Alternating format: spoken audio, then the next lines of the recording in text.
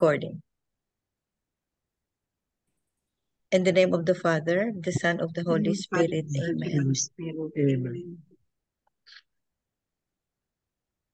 Come, Holy Spirit, fill the hearts of your faithful, and enkindle in them the fire of your divine love. Send forth your Spirit, and they shall be created, and you shall renew the face of the earth.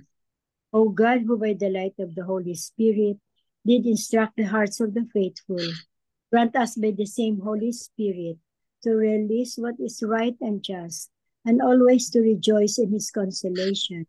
Through Christ our Lord. Amen. Amen. Amen. Amen. From the Holy Gospel according to Saint Luke. Glory, Glory to Glory you, to you. O Lord. To you, O Lord. When Jesus had finished all his words to the people, he entered Capernaum. The centurion there had a slave who was ill and about to die, and he was valuable to him. When he heard about Jesus, he sent elders of the Jews to him, asking him to come and save the life of his slave. They approached Jesus and strongly urged him to come, saying, "He deserves to have you do this for him, for he loves our nation, and he built the synagogue for us." And Jesus went with them, but when he was only a short distance from the house, the centurion sent friends to tell him, "Lord, do not trouble yourself, for I am not worthy to have you enter under my roof. Therefore I did not consider myself worthy to come to you, but say the word, and let my servant be healed. For I too am a person subject to authority, with soldiers subject to me. And I say to one, 'Go,' and he goes, and to another, 'Come here,' and he comes, and to my slave, 'Do this,' and he does it." When Jesus heard this, he was amazed at him, and turning said to the crowd following him, "I tell you, not even in Israel have I found such faith." When the messengers returned to the house, they found the slave in good health.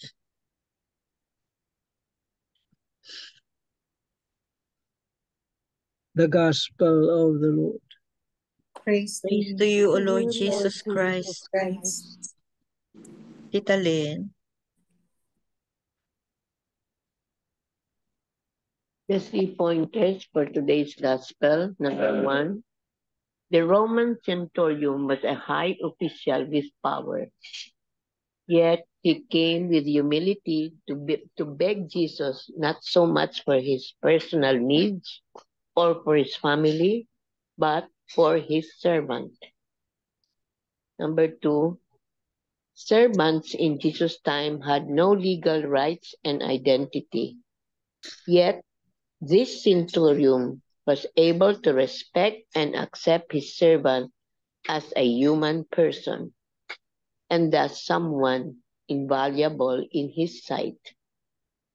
Number 3, when we too are able to see and promise this human respect and dignity with people, we relate to especially those who are poor and marginalized in society. We are living our faith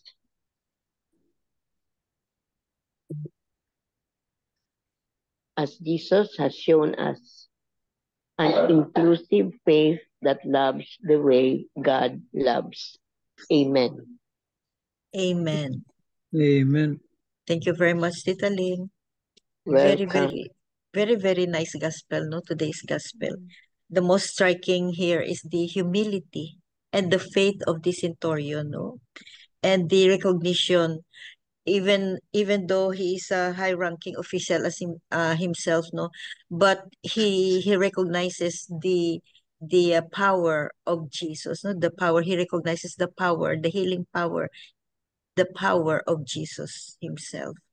And then another thing dito is the compassion of this centurion towards his servant, towards the, just like what Tita Linda said, no, in the 3 pointers, no, the compassion towards the marginalized, Yun ang centurion, no? He's a good example. That's why Jesus praised him. Like Jesus was also touched by the faith of this centurion, that nobody in Israel has the same faith as this centurion. So faith with humility. Faith with humility ang sa centurion. So that's a very powerful combination, no, that we have to follow. Very powerful combination. Faith of the centurion plus compassion and humility. Amen. Amen. Any other reflection? Maybe Tita Bell first with the Father Tito's homily today. Father Tito's homily touched on the miracle of healing, which is the story of the centurion. He touched on 3 points: the character of the centurion, his background, how he acted in his faith, his deep respect and value for authority. Those were the 3 points that Father Tito said. Number 1, the centurion is really a good man. Diba, he's not a Jew, he's a Roman. He's a Roman, a colonizer, and but yet he didn't have any issues with the elders, diba? The elders praised him because they have good relations, no? He helps, yeah. he put up the synagogue. Mm. So he had good relations with them, and he cared for his people. He cared for his slave who was sick, and he valued his slave. Maybe because the slave served him, and he appreciated the work that the slave did for him. So he's really a good person. And what's really striking is his humility. Diba, he approached Jesus in behalf of his slave, and he respected the authority of Jesus, to think that he's an authority himself. So he respected the authority of Jesus. Then he has his humility to acknowledge the authority of Jesus. Imagine having that statement, "You don't have to go inside my house, but only say the word and my servant will be healed." And that's what we usually pray before communion, right? For communion, huh? So he showed the consistency of his humility. He has the value to authority and that statement. So so that's what Father Tito said, na we should pray for that, the respect for authority, the humility of the centurion, and his integrity. So we pray for his for God's giving us the humility and the authority, the respect to authority, and the value of integrity. Amen. Amen. So Thank you very the much. keywords, what are the key words? Faith, humility, Faith, humility, and compassion, respect for authority and compassion. Yeah. Thank you, Belle. Amen. Amen. Amen. Tito Mans or whoever has something to say. I'll just read the ano. Ito maganda eh. Is Marino. That's Marinas. It says, "Do you have concern for the poor and the powerless?" The concern of the military officer or centurion for his slave is very admirable. We must emulate his worthy action of giving concern, most especially to those who are poor and powerless. Well, sa mundo natin ngayon, there is so much discrimination, no? Anywhere. We look down on the poor. What if the officer was heartless? There would have been no healing for the slave. By his act of concern, his slave was healed by Jesus. We oftentimes lose sight of the fact that we need to be concerned as well with the well-being of others, especially those who are powerless and poor. The me first attitude oftentimes envelop us already. Thus we fail to see the many needs of others, most especially the poor and the powerless. Siyempre, attitude ngayon is ako muna. Yung akin, akin. Yung sa'yo, akin pa rin. Why? For the simple reason that we are already overly fixated with our own needs. We would reap enormous spiritual blessings if we would find time to help those who are poor and powerless. Thus we would be closer to Jesus, who loves the poor dearly, and we will find true and fulfillment the moment we begin to help them. Marino das Marinos. Yun, Amen. maganda, no? Amen. Maganda. Dito, it's mentioned here the magnanimity of Jesus. No? It shows us that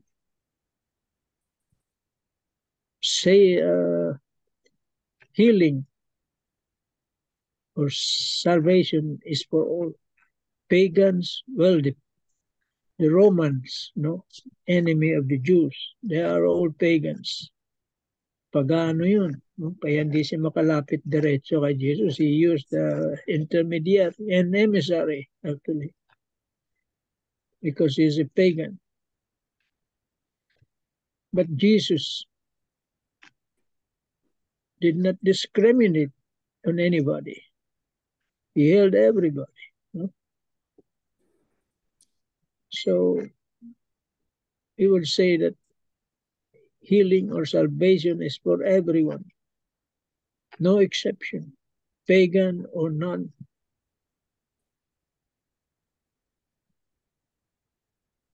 Lahat may pagkakataon na save. No? What you have said, faith, humility, yeah, that is the ingredient of healing. Without faith, humility, you cannot be healed. Healing cannot take place. Amen. Amen. Thank you very much, Tito Man. We also do, we will also remember the intercessory prayers, because friends ba yun, or mga tauhan din ng centurion na yun, ang they were the ones who brought the message of the centurion to Jesus, no?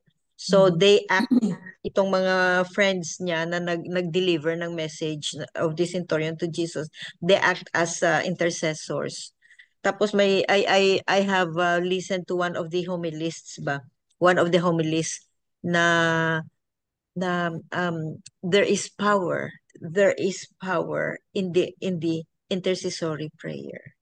And then this homilist was advising us that what is your main concern for now, no, for our modern time, this very moment. What is your main concern? What is your main prayer? We have a special prayer deep in our hearts, no, personal intentions.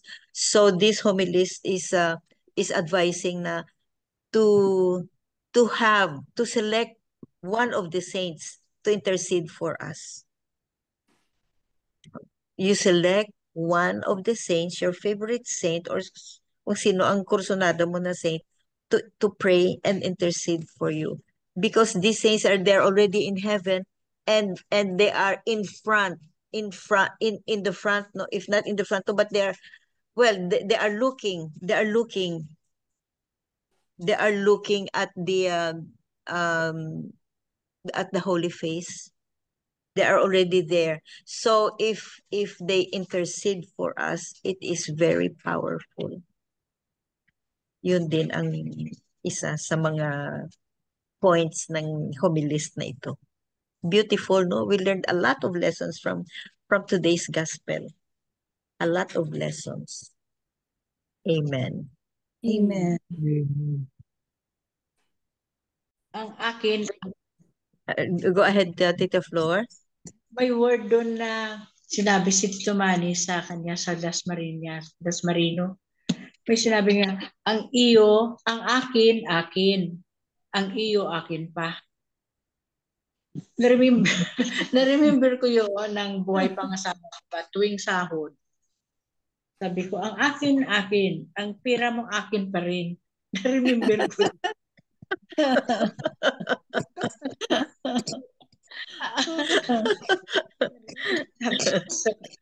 Typical Filipino family, no? Oo. Ang asawa ang nagkatago ng Yeah. ang nag-budget ng pera. Sabi ko, ay, ano?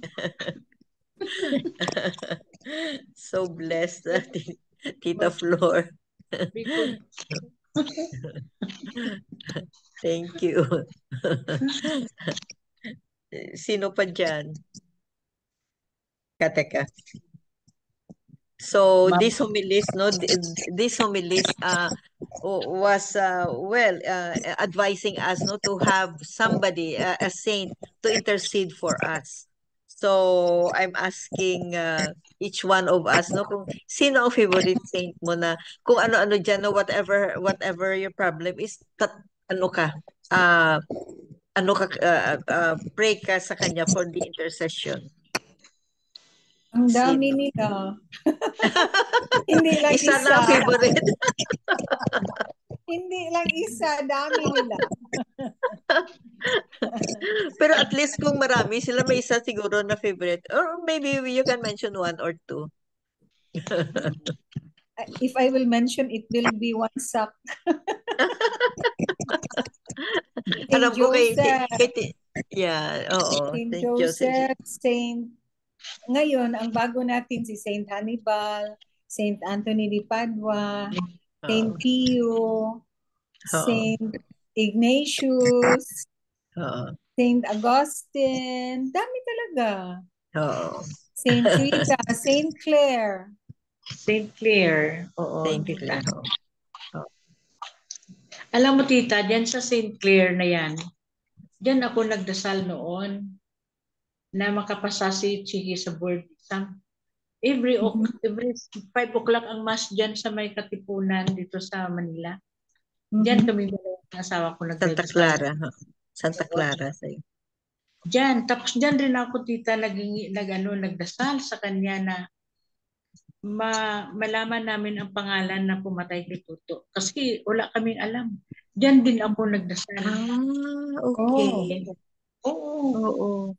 Dyan ako nagdasal sa kanya. So nabigyan ka ng pangalan? Paano mo nalaman ang pangalan? Ang nag-murder sa anak mo? Ang yung kapitbahay nila.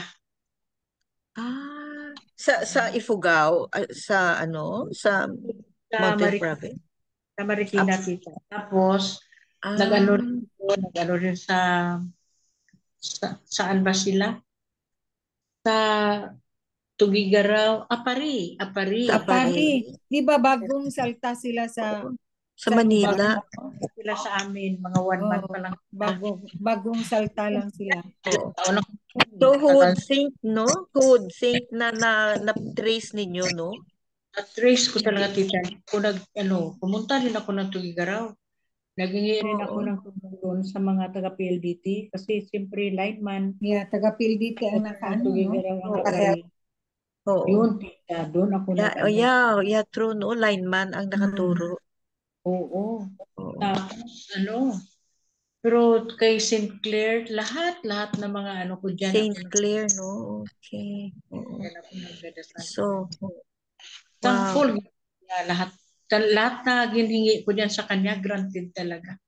Sa kay St. Clare. St. Clare, oo. Kaya nang noon, nagpapagawa sila sa akin ng siguro 50 kalyanira ng litsiplan yun kasi pa nila, gumawa ako. Oo, nagpadala din, barang anniversary nila, nag-request sila sa akin. Oh, Lang sa kanila. very nice, Tita Flor. Oo. Pero because of your prayers, no, nasolve ang problem, no, na hanggang sa ika-16th year ang last na murderer ang 16 years na nakulong, no? Sa one day, siguro ilang mystery ako nagdadasal. Lahat na mystery yan, ginadasal ko araw-araw noon. Oo. To give justice to your son, no? So, see, prayers, no? Very powerful ang prayers, especially. Oo. Nung na-attend ako dito sa prayer warrior natin, Oo. parang magaan ang pagkiramdam ko. Parang hindi ko na iniisip na kuminsan noon, pag maalaala ko, umiiyak ako, sigaw na sigaw, iyak-iyak. Pero ngayon, wala na. Parang, Na-surrender mo na lahat. surrender ko na. Na-surrender mo na. Move on ka na, Ta Flor. Oo. Na-heal ka na, Ta Flor. Oo. Masakit eh. Masakit ang nangyari eh. Masakit. Dalawa lang ang anak mo, tapos yung isa is, ano pa? Ang Ginmurder. handsome pa naman ni Lawrence. Palagi siya sumbungiro yun eh. Kung anong ginagawa ni ate niya, ginasumbong sa akin. Kaya kung saan punta, sama yan siya. Sama siya. Yun Thank lang you, kasi. Tita Flor. Oh, thank you. So that's a good example of praying, no, with somebody, with a saint praying with you. Oo. Saint Clair. Oo. Thank you, Tita Flor. So, any other sharing maybe or reflection? So, Tita Helen, sino ang favorite saint mo? Whenever you have a problem, you call on him or on Yes. her. Saint Joseph, tita, being the father. Kasi diba, I have no husband. So I will always say, please, Saint Joseph, help me because I need your guidance, I need enlightenment. Yan. Saint Joseph. Wow. Amen. Miga Belen, sino ang favorite mo? Ako, devotee ng Mother of Perpetual Help. Yung sa Baclaran. Na dati. Kasi malapit sa naman di Diyos, nilalakad ko lang yan. Hindi ako nag-absent na Wednesday nung dating nag-work pa ako. Perpetual Help. Maulan. Board talagang exams natin. Mother Perpetual Help sa Baclaran. Oo.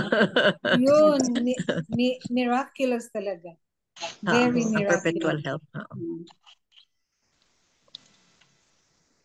Ikaw, Tito Mans, sino ang favorite saint mo? Ako, Saint Mary. Blessed Virgin Mother. Mary, health of the sick. Yan lagi ang dinadasal ko pag may mga sakit. Yan. Health of the Mary. sick. May prayer kasi yan. Mary, health of the sick. Health of the sick, refuge of sinners. Marami Marami pangalan ni siyang Mama title. Mary, no? Oo. Very powerful ang pangalan ni Mama Mary. Ang dami niyang titles. Yan So, nga sa pick your litany, choice. it's very appropriate talaga ang litany. So, Tita Sal, sino ang favorite saint mo? Same with Tito Manny and Tita Bell. Ano po, si Mama Mary. Mama Mary. Mama Mary. Ikaw next, Mother of God eh. And Jesus cannot say no to his mother. Yeah. Will not say no. Oo. Naka-mute ka next. Laging mute. Ako, in addition to Mama Mary, si Saint Augustine, Saint Rita, and also si Saint Joseph. Yun, Wow. yung apat na yun. Tita Lynn, may favorite saint ka, Tita Lynn? Tita Lynn is marami din pareho kay Tita Bell siguro na mapuno ang listahan. Bell, marami ako. Kahit may nabino ako. Isang ano, Answered prayer naman isang ako. No litany problem. din. Oo, oo. Kasi if we say Jesus, no, kung si Jesus lang, marami din title si Jesus. Like the Divine Mercy, like Sacred Heart. Ako is Sacred Heart ako. Sacred Heart and Saint Anthony. Oo. Pero just like kay Tito Manny, si Blessed Virgin Mary as a help of the sick. Oo, tapos may perpetual help din tayo na Mama Mary din, Tita Linda and Tita Bell is talagang marami. Oo. Oo. So yun. So Kaya nga sa kwan natin sa salita ni Mary, the Mary. Queen of all saints, Queen of all most saints. powerful Queen of all intercessor. saints. Talaga. Queen of all saints. Lagi niyang karga-karga si Jesus. Ibig sabihin, prayers, hindi almighty si Mary, no? Hindi siya omniscient or lahat na nalalaman niya. Karga-karga niya si Jesus. Si Jesus nandoon sa kanya lagi. And that baby hears all the prayers. Kaya nalalaman ni Mary. Amen. And we have a good example no na in the wedding feast no during the wedding feast no na Jesus didn't say no or cannot say no to his mother. Isang tingin lang ni Mama Mary sa The Chosen. Isang tingin lang ni Mama Mary kay Jesus. Okay. Very human. Very human. Wala nang masay si Jesus. Oo. Tiningnan lang siya. Hindi pa niya kasi time na mag-perform ng miracles. Hindi niya pa time. Pero isang tingin lang ni Mama Mary kay Jesus and then eye contact sila. Nag-perform ng miracle si Jesus. His first miracle ever. Amen. Do what he wants you to do. Oh. So, praise and thank you, Lord, for these words, for these lessons in life, no? The lessons we get from today's gospel and the reflections. Thank you very much, Lord. Thank you. Amen. We have more faith, humility, and compassion in our hearts. Amen. Amen. Amen. For the closing prayer. Yes, Tita, sandali Closing prayer. Wait lang. Ito na. Okay. Closing prayer. Dear Lord, you call leaders to serve your people in their needs. Please guide us as we answer your call to lead by serving your people first. In Jesus' name, amen. Amen. Amen. And all together, please. Glory be to the Father, to the Son, to the Holy Spirit, as it was in the beginning, is now and ever shall be, world without end. Amen. In the name of the Father, the Son, and the Holy Spirit. Thank you all. Thank you very much. Love you guys. Love you. See you. Bye. Bye.